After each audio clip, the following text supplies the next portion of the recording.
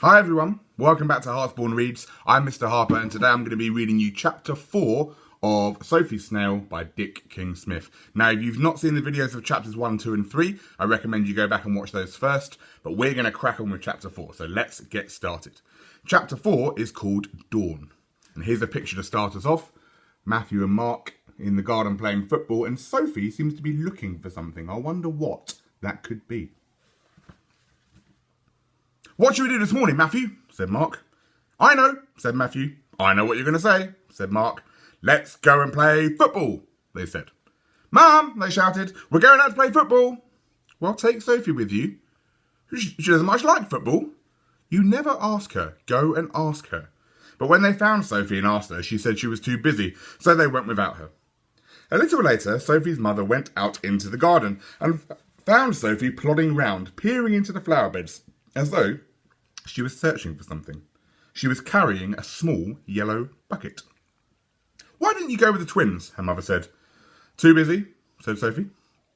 She bent down and picked up a spent matchstick and put it in her pocket. "Oh, you are a good girl, Sophie," said her mother, picking up Daddy's old matchsticks. "Every time he smokes his pipe, he uses dozens of matches to keep the wretched thing alight, and then he chucks the used ones all over the garden. But wouldn't you be rather playing with the others rather than just picking up matchsticks?" "I'm not just picking up matchsticks," said Sophie severely. "I'm collecting food for all of my animals." Sophie's mother went back to the house, shaking her head. She's getting to be a proper loner, she thought. Collecting food for her animals, indeed. Who ever heard of animals eating wood? She lives in a world of her own. It's not good for her. Oh, I wish there was a girl of her own age for her to play with.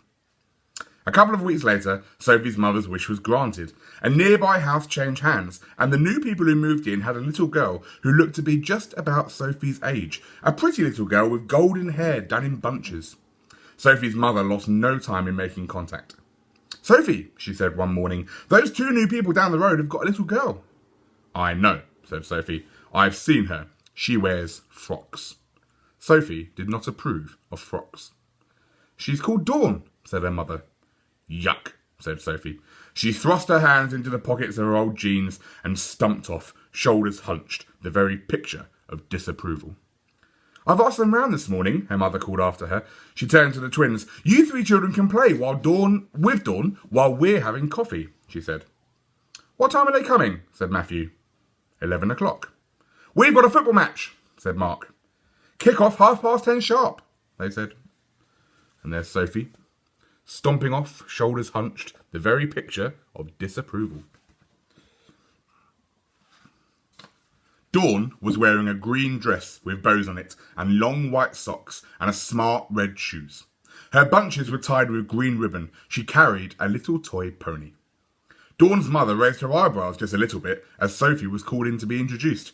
Sophie was wearing an old blue jersey with her name written on it in white letters and her old jeans and her muddy wellies. Her dark hair looked as though she'd just come through a hedge backwards. She carried her yellow bucket. Here's a picture of Dawn and Sophie, obviously looking quite different from one another. "Sophie," said her mother, "this is Dawn." Dawn held out her toy pony. It was a bright pink pony with a long silvery mane and tail. It even had long silvery nylon eyelashes. "This is Twinkletoes," she said. "He's my special favourite, but you can play with him if you like." Sophie stared woodenly at Twinkletoes. It was plain from her expression that she did not approve of pink ponies. "Yes, off you go and play," said Sophie's mother. "And, Sophie, you look after Dawn, there's a good girl." Sophie stumped off with Dawn, prancing beside her, crying, "Gee up, Twinkletoes! Gee up, little pony!" They came to the nearest flower bed, and Sophie began to hunt about.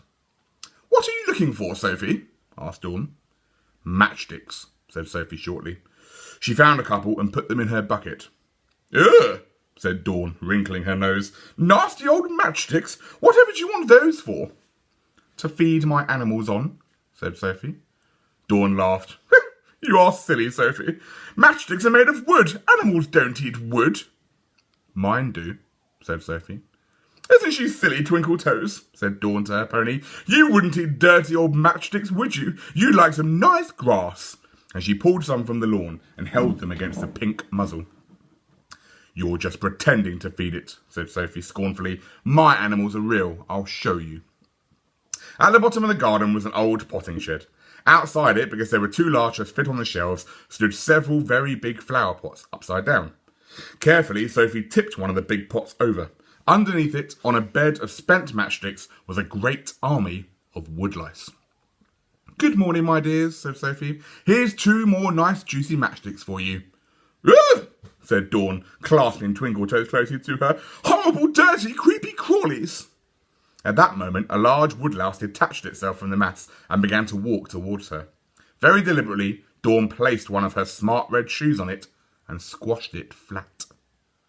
The yells from the bottom of the garden brought both mothers running. A dramatic scene met their eyes. In front of the potting shed, a small, stocky figure was jumping solemnly up and down, wellies together, on what had once been a bright pink pony with a silvery mane and tail, but was now a dirty, squashed lump. Sophie! Cried Sophie's mother. Dawn, darling! Cried Dawn's mother. Brrr! Cried Dawn. Sophie gave one final stamp on the battered body of Twinkletoes and plodded off. Where's Sophie? Asked the twins when they came back from their game. She's in her room. She's been extremely naughty. What did she do? Never you mind. Where's Sophie? Asked her father when he came back from work. She's in her room. She's been extremely naughty. What did she do? She completely ruined a toy belonging to the child of those new people down the road, jumped on it, squashed it. Why did you do that? I don't know. I've asked her, but she won't answer me. She'll answer me, Sophie's father said. A few minutes later, he came back.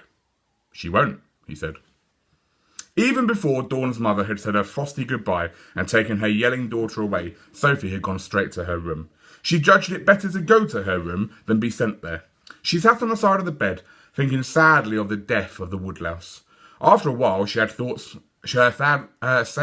became glad ones. Dawn had paid for that. She would have to pay too out of her farm money, but it would be worth it. At bedtime, the twins looked in on Sophie. They sat on the end of her bed, Matthew on one side and Mark on the other. What did you do? They said. I busted Dawn's toy, said Sophie. I jumped on it. Why? Said Mark. She squashed one of my woodlouses, said Sophie. Squashed it dead? Asked Matthew. Yes. What a beastly girl, they said. And the toy was a horrible pink pony called Twinkletoes. Yuck, they said. You were right to jump on it, said Matthew. You should have jumped on her too, said Mark. Did you tell Mum and Dad what they did? They asked. No, said Sophie. They'd only say I'm sure she didn't mean to, or it was only a woodlouse after all.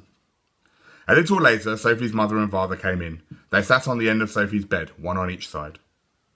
You know, Sophie, said her father, you simply can't go breaking other children's toys. I can, said Sophie. I just have.